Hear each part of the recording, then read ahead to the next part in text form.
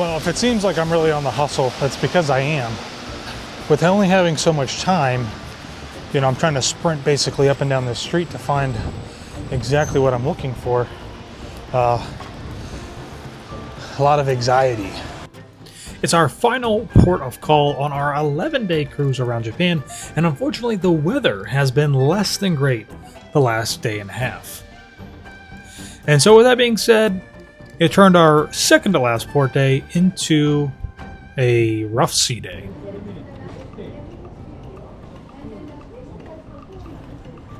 With most excursions so far on this cruise, we had to ride a bus for about like an hour and a half.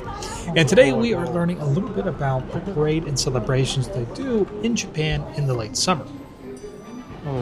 Our tickets into the museum space were included in the price of our tour today, and so we were able to explore the grounds a little bit at our leisure and try some food, even though we kind of skipped the food because the restaurants and the stores here weren't fully open. But it was super cool to be able to come inside and get a little bit of culture today. Sure. Right here. Ready, go, please.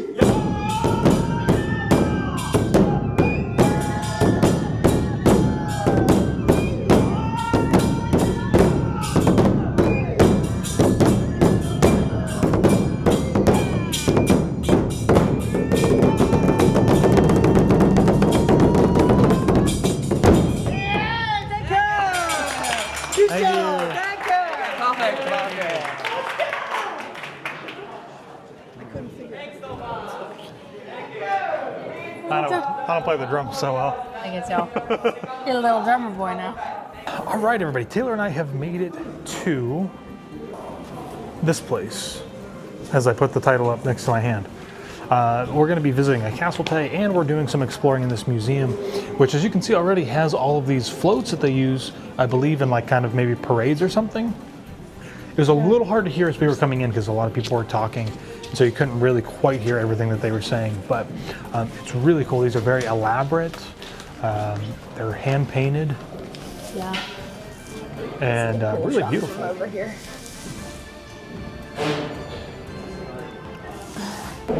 Yeah, they parade about 60 large lanterns down their streets. You going in there? You going here by myself? Take a picture? Oh, sure, thank you.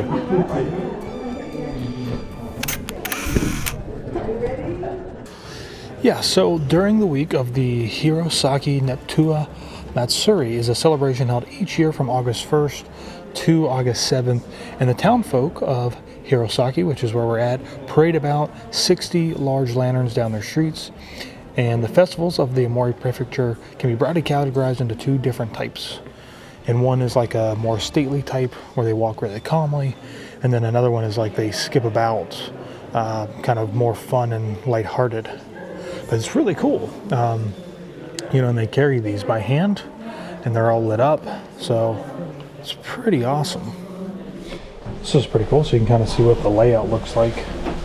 And I guess they must have people inside that spin the big one. That's one that we could see. And then here, this is where I was at, drumming incorrectly on the drums.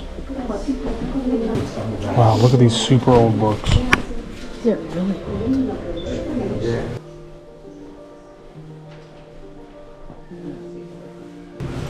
Exit through the gift shop. I'd say we just get the goldfish because it's the most relevant one. Yeah. You want to get out the money for me? So one thing we did end up buying here was a goldfish.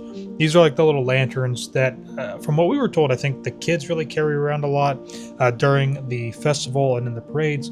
But it's basically, you know, this goldfish that's revered for bringing good luck, and it's from way back in like the 1700s. So it was kind of like relevant to where we were at. We kind of felt like it just made sense.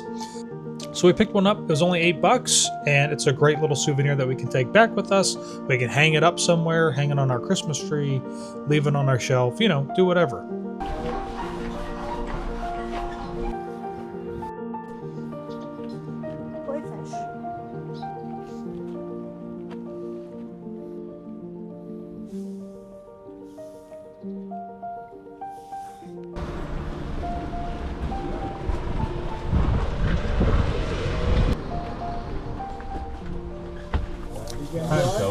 a little tight here on the bus, but Taylor wanted water, and the other day I got a water, what I thought was that, and a Coca-Cola machine. I thought it was water, but it wasn't. It was like... It tasted like liquid IV. It was almost lemonade-y. Yeah, almost kind of Gatorade-y like.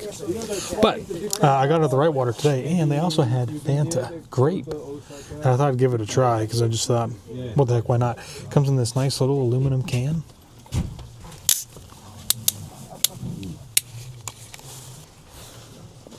It's pretty good.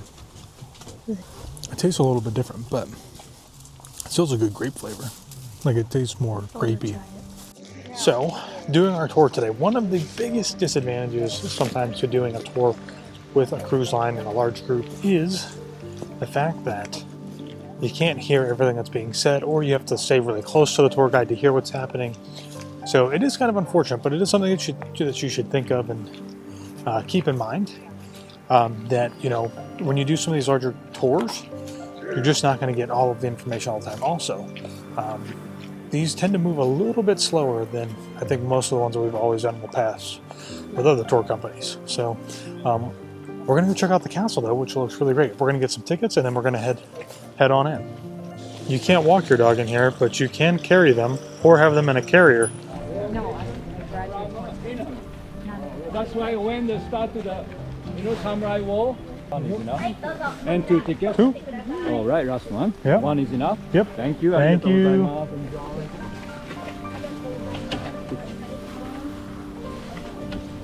Thank you. Look at this tree. That's crazy. That's like fascinating. So just some interesting like little tidbit of history here that we were learning about is that the castle here is not very big because it didn't need to ever be very big because it was kind of constructed, I guess maybe like during peace times, but it was also burned down from lightning, and I think then it was rebuilt not that long ago. Well, it was rebuilt not long after it burnt down, which was back in like maybe the 1800s.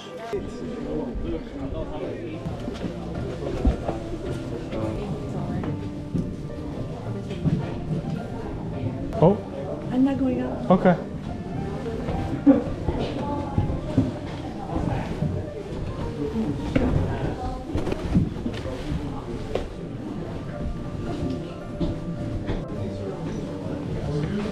Really cool though.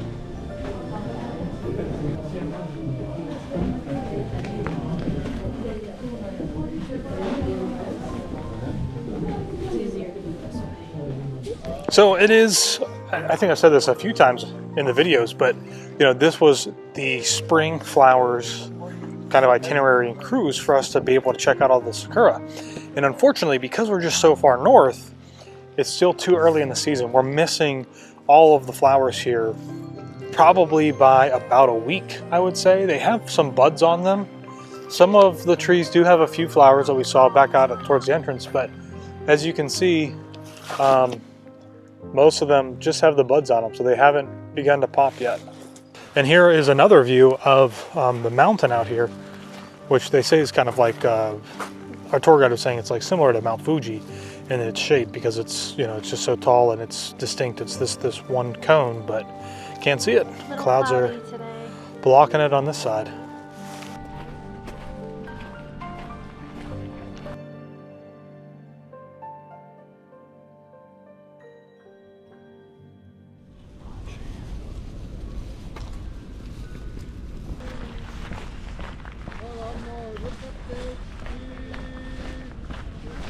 Okay, well, the adventure continues.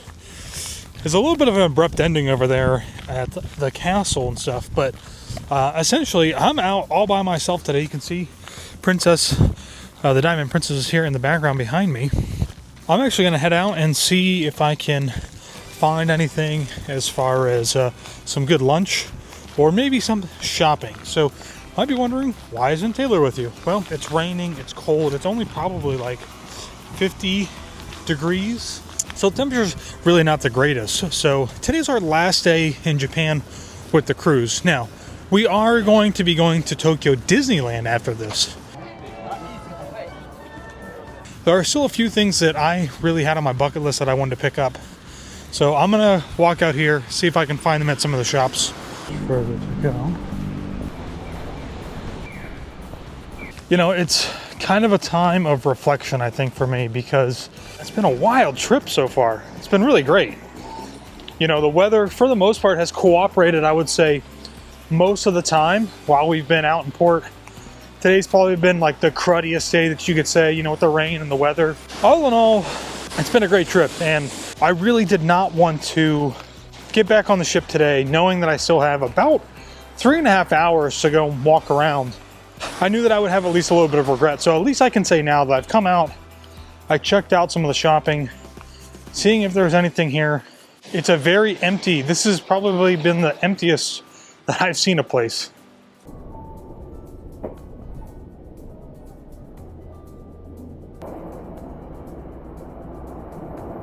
All right, it is really loud in here because it's kind of like a tunnel and everything echoes.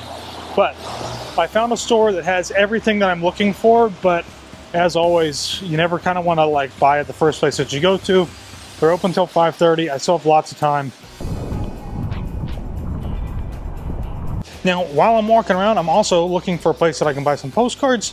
There should be a post office down here, not that far.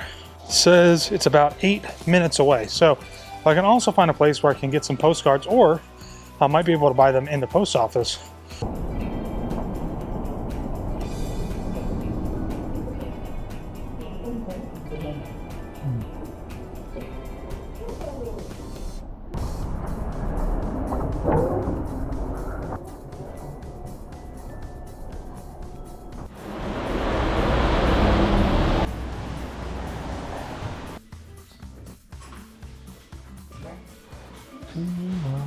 Anything. Can I get that one over? Yes, please. Mission success. I got a teapot and a set, actually. So I'm pretty excited. It's really cool. It'll be a nice, it'll be something very nice to have back home that we can put on our display case of our stuff that we bought for Japan. And again, this is probably the one place where we have bought the most amount of things. I don't know that we've ever bought this much stuff before, so yeah, but it's cool.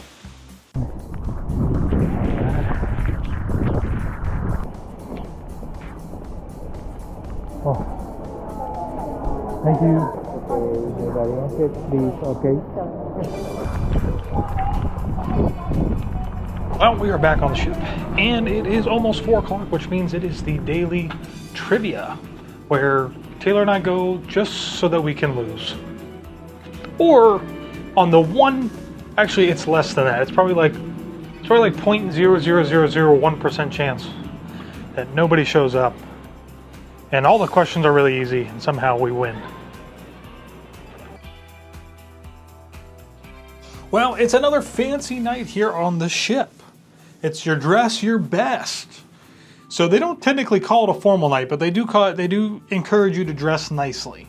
Not that I think that they're going to turn you away at the dining room, but we just got some really unfortunate news to finish off this cruise. So today we are, so we're in port right now. It's our last port, and tomorrow's a sea day. So our last full day on the ship is a sea day, and then we get back to Yokohama. We were just informed that we're going to have 4-meter swells, which is like 12 foot, and like 50 miles per hour gusts or sustained winds or something like that while we're sailing. Basically tonight, once we leave the port, until we get back to Yokohama. So there's a low pressure system, and unfortunately we just can't avoid it. So Taylor's really nervous, but we're going to see what happens. It might make for a very, very interesting day tomorrow.